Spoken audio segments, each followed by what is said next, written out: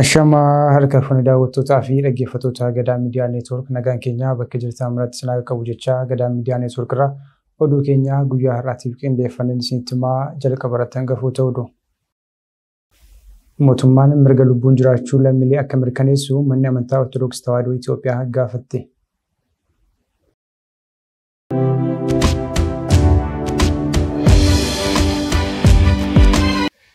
TPLF dubbii ministeera muummee Abiyyi Tibbana paarlaamaa irratti dubbataniif deebii kenne.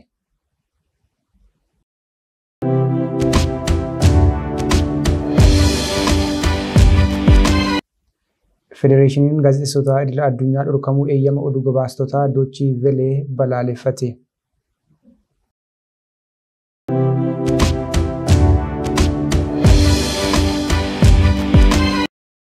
Magaalaa Sudaan Rapid Support Force qabaterraa namoonni 60,000 ta'an baqachuu dhaabbanni mootummoota gamtoomanii ibse.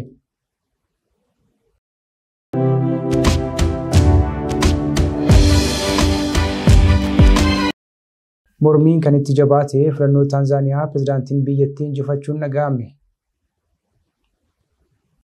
Amma gara bal'ina oduutti isin dabarsaa oduu guyyaa har'aa isinitti muraan isin wajjin turtii kan taasisu ana Maanu'eel Naggaati. Mootummaan mirga lubbuun jiraachuu lammiilee akka kabachiisu manni amantaa Ortodoksii Tawaahidoo Itoophiyaa gaafatte. Manni amantichaa ajjeechaa Tibbanaa godina Arsiitti raawwatame ilaalchisuun ibsa baaseen mootummaan mirga jiraachuu lammiilee kabachiisuu akka qabu gaafateera. Sinodoosiin dhaabbii mana amantii Ortodoksii Itoophiyaa naannoo Oromiyaa godina Arsii aanaalee adda addaa keessatti haleellaa hordoftoota amantichaa irratti raawwatame ilaalchisuun ibsa baasteen mootummaan mirga lubbuun jiraachuu lammiilee akka mirkaneessu gaafatteetti. Haleellaa hidhattoonni eenyummaan isaanii adda hin baane hordoftoota amantii Ortodoksii godina Arsii aanaalee Guunaa, Martii, Shirkaa fi Honkolloo Waabee keessatti argaman irratti raawwataniin namoonni 25 ajjeefamuu isaanii Sinodoosichi akka lakkoofsa Itoophiyaatti Onkoloolessa 20 bara 2018 ibsa baaseen mul'isee ture. Sinodoosiin dhaabbii kunis ibsa isaa keessatti Onkoloolessa 14 halkan keessaa aanaalee Martii fi Guunaa keessatti hordoftoonni amantichaa 17, Onkoloolessa 17 halkan ammoo aanaa Shirkaa keessatti namoonni 3 akkasumas Onkoloolessa 18 halkan keessa aanaa Honkolloo Waabee keessatti namoonni 8 ajjeefamuu eere. Sinodoosiin kun ajjeechaa akkanaa yeroo garaa yerootti hammaachaa dhufuu ibse. Taatee kan ilaalchisee gabaasi kutaa lallabaa Arsii Bahaa irraa argame akka mul'isutti akkaan gaddisiisaa fi kan haamilee nama cabsu ta'uu eere. Kutaa lallabaa Arsii irratti taateen akkanaa deddeebi'ee mul'achaa akka ture kan ibse Sinodoosiin dhaabbii gochi balaafamaan akkanaa macaafa qulqulluu keessatti fudhatama hin qabu mirga dhala namaafis kan sarbudha jedheen. Ajjeechaan hordoftoota amantichaa irratti raawwate mirga bilisummaan amantii ofii geggeessuu heera mootummaa irra taa'e kan sarbudha jedhe ibsi kun. Akkasumas duudhaa wal danda'uun waliin jiraachuu kan balleessu gochaa kabaja namaa gad xiqqeessuu fi balaaleffatamuu qabudha jedhe. Sinodoosiin dhaabbii mana amantii Ortodoksii Itoophiyaa gochaa kana cimsee akka balaaleffatu ibsa isaa keessatti eereera. Qaamoleen mootummaa dhimmi kun kallattiin isaan ilaallatu gocha faallaa mirga dhala namaa ta'e kana balaaleffachuun mirga lubbuun jiraachuu fi mirga walabummaa amantii heera mootummaa biyyattii irra gahe akka hojiirra oolchan gaafateera. Qaamoleen gocha kana raawwatan seeratti dhiyeessuun olaantummaa seeraa mirkaneessuu akka qabus mootummaa gaafate. Gara fuulduraatti amantoonni kunneen golgaa seeraa akka argataniif mootummaan dirqama isaa akka bahu Sinodoosiin dhaabbii kun gaafateera. Ibsi Sinodoosii dhaabbii mana amantii Ortodoksii kanaa hordofee yaa'iin dhaabbilee amantii Itoophiyaa mootummaan mirga nagaan ba'anii galuu lammiilee biyyattii mirkaneessuu keessatti hundaa olitti dirqama isaa bahuu akka qabu dhaameera. Haleellaan jalqabaa torban darbee guyyaa roobii fi kamisaa kan raawwatame namoonni ajjeefaman 8 maatii tokko keessaa akka ta'e BBC'n maddeen isaa wabeeffachuun yeroo sanatti gabaasee ture. Namoonni hedduun aanaa Guunaa keessatti kan ajjeefaman yoo ta'u haleellaa hidhattoonni roobii fi kamisa darbee raawwataniin namoonni 14 ajjeefamuu maatiin miidhamtoota 2 fi dureewwan amantii Ortodoksii naannawaa sanaa ibsaniiru. Dureen amantii olaanaan tokko ammoo bakka Abbaa Jamaa jedhamutti haleellaa raawwatame waliin walumaa galatti namoonni 17 ajjeefamuu mirkaneessan. Addi bilisummaa uummataa Tigraay TPLF Tibbanaa dubbii ministeerri muummee Abiyyi paarlaamaa irratti taasisan irratti deebii kennuun dhaga'ame. TPLF deebii kenneen waliigalteen Piriitooriyaa sadarkaa yaaddoo hamaa irra akka gahe ibse. Mootummaan Itoophiyaa ammoo waliigalteen kan mallattaa'e TPLF duukaa osoo hin taane Geetaachoo Raddaa fi Tsaadiqaan Gabratinsaayee fa'aa duukaa akka ta'e eera. Gareen adda bilisa baasaa uummata Tigraay TPLF dubbii ministeera muummee Abiyyi Ahmad jalqabaa torbee kana mana maree bakka bu'oota uummataa keessatti dubbatan mormuun ibsa baaseera. Ibsa isaan qoccalloo gama mootummaa federaalaaf itti fufuu fi waraanni marsaa biraa yoo ka'e kan balaa guddaa qabu ta'uu eere. Garichi ibsa kaleessa baase kanaan mootummaan Itoophiyaa biyyootaa fi dhaabbilee addunyaa mariisisuu dura waliigalteen Piriitooriyaa hiikaa akka hin qabne gochuuf hojjechaa jira jedhe. Waliigaltee Piriitooriyaa cabsuudhaan hidhattoonni naannoo Tigraay keessaa akka baafaman gochuu caalaatti hidhannoon akka jabaatan taasisaa jira jedhe ibsichi. Haa ta'u malee uummanni Tigraay fi TPLF adeemsi waliigaltee kanaan gama hundaan akka hojiitti hiikamuuf hojjechaa turuu eere. Akka himannaa garichaatti mootummaan federaalaa gama waliigaltichaa gara dhimma teeknikaatti gadi buusuun waliigaltichi akka hojiitti hin hiikamne taasisaa ture. Waraana Tigraay keessatti gaggeeffame hordofuun beekamtiin seera dhaabichaa irraa haqame akka garee shoror keessaatti farrajamullee yaadachiiseera. Boordiin filannoo biyyaalessaa Itoophiyaa TPLF waldhabdee hidhannoo keessatti hirmaate jechuun beekamtii dhaabichaa haqee ture. Haa ta'u malee erga mootummaa federaalaa waliin irra deddeebiin mari'atanii booda beekamtiin dhaabichaa akka deebi'uuf waliigalteerra ga'amuu eere ibsi kun. Haa ta'u malee boordiin filannoo beekamtii seeraa argachuuf TPLF irra deebiin dhaaba siyaasaa haaraa ta'ee galmaa'uu malee beekamtii seeraas ta'ee fudhatama dhaabichi waggoota 13 ol lakkoofsee qabuun itti fufuu waan hin dandeenyeef dhimmichi falmisiisaa ta'ee jira. Dhimma biraa TPLF ibsa isaa keessatti kaase yaada ministeerri muummee Abiyyi mariisitoota waliigaltee Piriitooriyaa irratti hirmaatan kan ilaallatudha. Waliigaltichi TPLF fi mootummaa federaalaa gidduutti kan mallattaa'e ta'us adeemsa namoonni dhaabbilee bakka bu'anii maricha irratti hirmaatanii fi waliigaltee mallatteessan gara dhuunfaatti geeffamee jedhe ibsichi. Ministeerri muummee Abiyyi haasaa mana maree bakka bu'oota uummataatiif taasisaniin mariisistoonnii fi namoonni waliigalticha mallatteessan jedhan eeruun hooggantoota TPLF amma Tigraay mootummaa federaalaa waliin atakaroo keessa jiran irratti akka hin hirmaanne ibsan. Kanneen gama Tigraay bakka bu'uun waliigalticha mallatteessan ijoodha jedhanis eeran. Piriitooriyaa Jeneraal Tsaadqaan Geetaachoo Raddaa fi Asaffaa Abrahaa waliin mallattaa'ee jedhan. Kana malees filannoon naannoo TPLF waraana dura geggeesse seeraan alaa akka ta'ee fi kan haqamu ta'uu caasaan naannoo seeraan alaa sun diigamee mootummaan ce'umsaa yeroo akka ijaaramu hidhattoonni hidhannoo hiikkachuu fi buqqaatonni gara qe'ee isaaniitti deebi'uun fa'aa qaama waliigaltee kanaa ta'uu yaadachiisan. Meeshaa waraanaa dhoksuu fi leenjii waraanaa qaama waliigaltichaa hin turre jechuun ministeerri muummee TPLF hojiirra oolmaa waliigaltee Piriitooriyaa gufachiisuu himatan. Ibsi TPLF kanaaf deebii kenneen waliigaltee kana eenyutu mallatteesse yookiin maal jedhan osoo hin taane qabxiilee waliigaltee sanada keessa jiran hojiirra ooluu fi dhiisuu isaaniitiin madaalamuu qaba jedheen. Waraanni Tigraayitti gaggeeffamaa ture hamma garmalee dhaadheeffamee hin turre. Waraanni Tigraayitti gaggeessine osoo lakkaa'amee ji'a 2 hin caalu yeroo dheeraa haga sanaaf waraana keessa turame jedhanii kan yaadan jiru garuu akkas mitii jedhanii turan ministeerri muummee paarlaamaa irratti.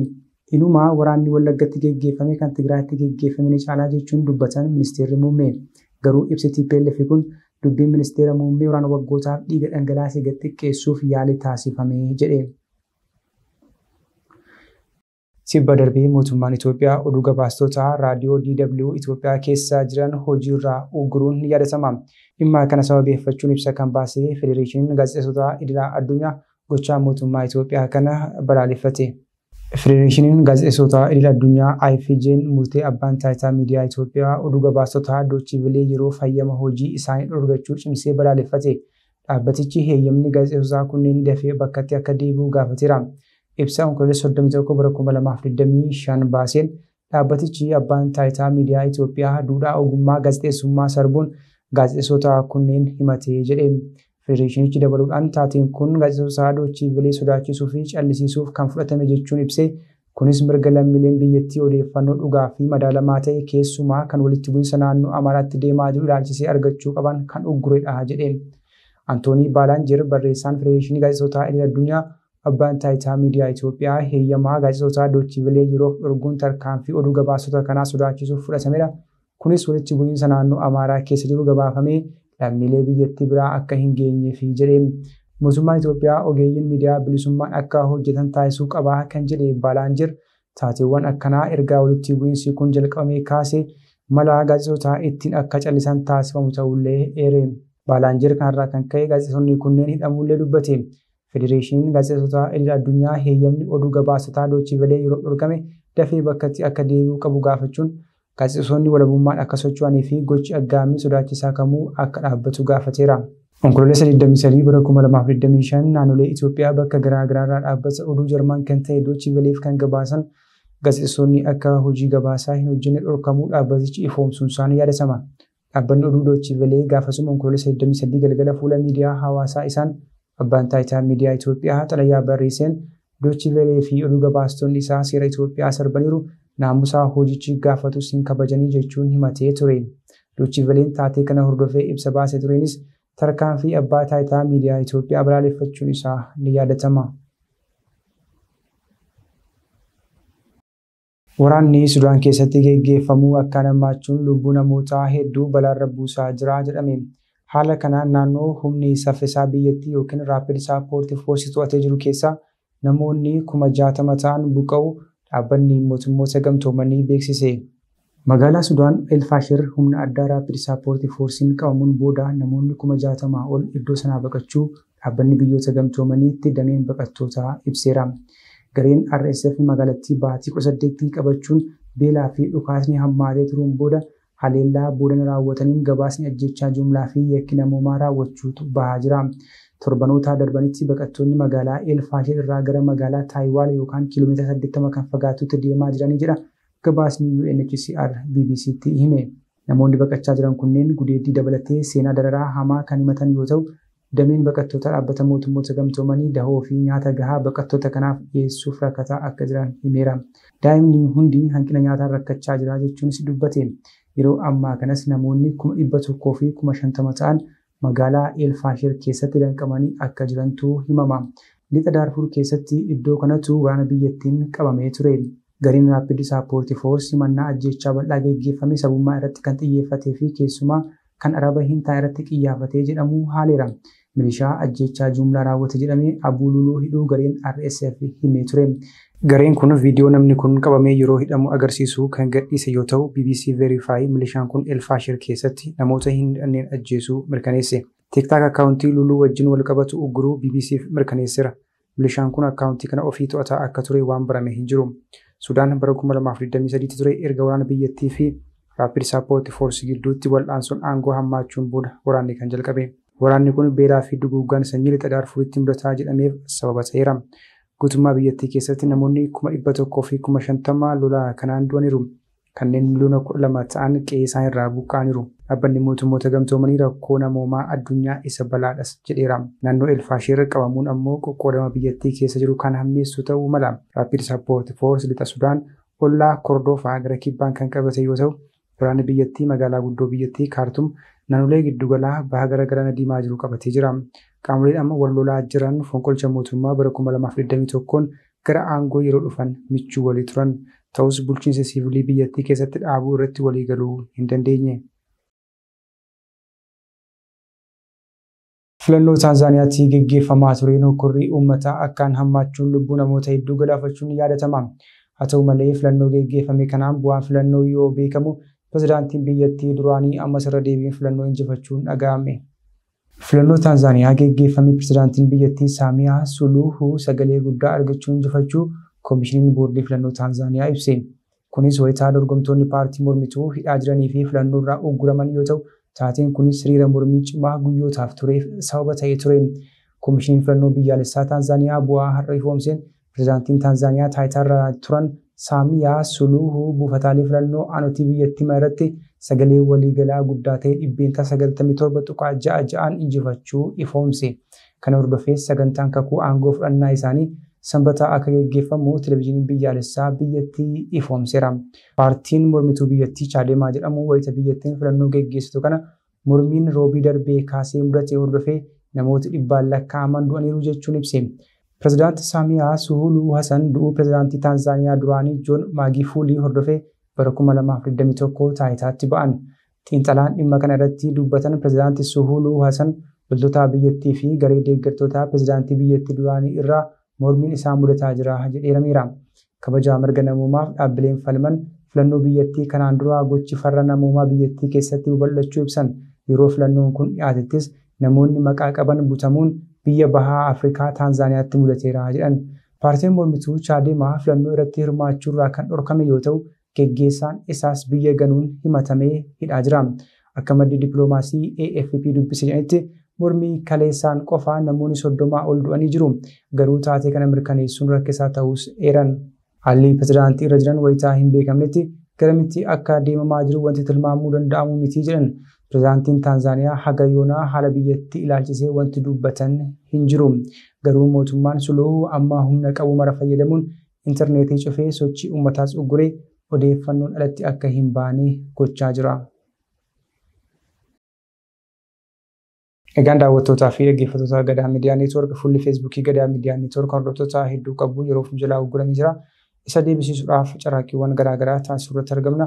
Agarsiistuu oduu fi odeeffannoo dabalatee qophiilee keenyaa kanneen biroo karaa toora YouTube chaanaalii fi karaa toora Tiwiitarii hordofuun hin dagatinaa jecha oduun guyyaa har'aatiif qabadhee dhiyaadhee kana gaammatti hordoftan ture ana wajjin sa'aatii oduu turetti deebina. Agarsiistuu qophiilee keenyaa afaan wajjin turtii gaarii.